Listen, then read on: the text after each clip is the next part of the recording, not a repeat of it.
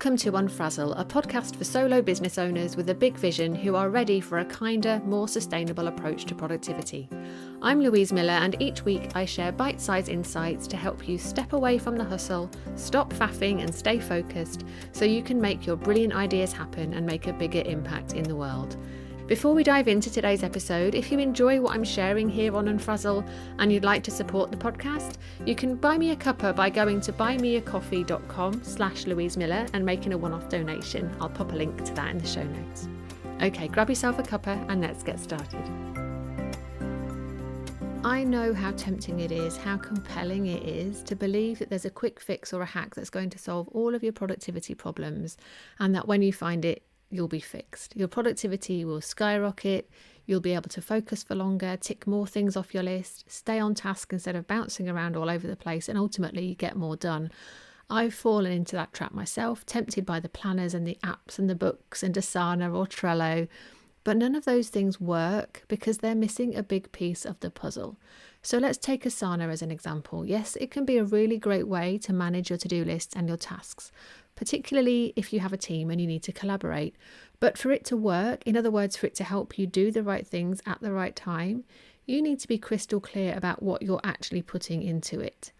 So if your to-do list is already overwhelming and you're not getting things done, transferring that list into Asana is not going to fix that. In fact, I'd argue it can make things worse, especially if you start adding due dates and then you don't meet them, which then means that every time you log into Asana, you're going to see loads of tasks in red yelling at you, making you feel like you're behind. And I worked with a client once who had been using Asana and she hated that feeling so much she just stopped looking at it altogether.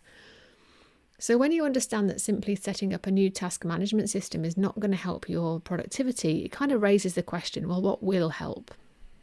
Well, the thing that makes a difference is something that Asana can't give you, and that's thinking time, quiet space, and decision making. All those things we think are going to help us, those quick fixes, they can't weigh up what is on your to-do list alongside your vision and your goals and your capacity and help you bring meaningful, purposeful order to that chaos. The quick fixes and the hacks and the task management systems, they skip that bit, which is why they don't work. So how do I know that? Well, because for the last 5 years, people have been telling me that they'd tried everything to be more productive and none of it worked until they gave themselves that time and that space to think and make those decisions inside Make It Happen Club. Make It Happen Club is not another task management system. It's a means of knowing what should and shouldn't be on your list in the first place and then creating an achievable plan to get that done. And if people want to take what we do together during our planning sessions in the club and then put all of that into Asana or any other tool that they enjoy using to help with their day-to-day task management, of course they're absolutely free to do so. And I have nothing against those systems when they're used in that way, when they're used thoughtfully, after someone has taken the time and the space to actually think and make those decisions. But when you think that those kind of quick fixes, hacks, systems, whatever you want to call them, on their own will save you and get you out of a frazzled pickle, that is when you're setting yourself up to fail. And I've seen so many people get stuck looking for a shortcut when there isn't one, and that isn't what I want for you. So if there's one thing I would love for you to take away from today's episode, it's this.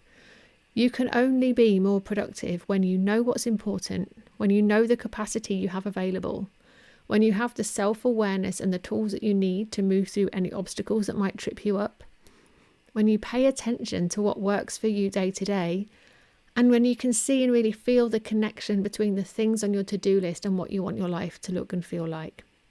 And a shortcut, tempting as it might seem, is not going to give you all of that. But taking that pause often, at least once a month, to check back in with all of those things is going to get you moving forward and being more productive and getting more done. And if you'd like to do that calmly and quietly and purposefully with me and Make It Happen Club, I'll pop a link to that in the show notes. And if that's not for you right now, that's okay. But how might you let go of the eternal hunt for a quick fix and go deeper so you can boost your productivity in a sustainable way for the long term? As always, I really hope that this helps, and I look forward to seeing you again soon.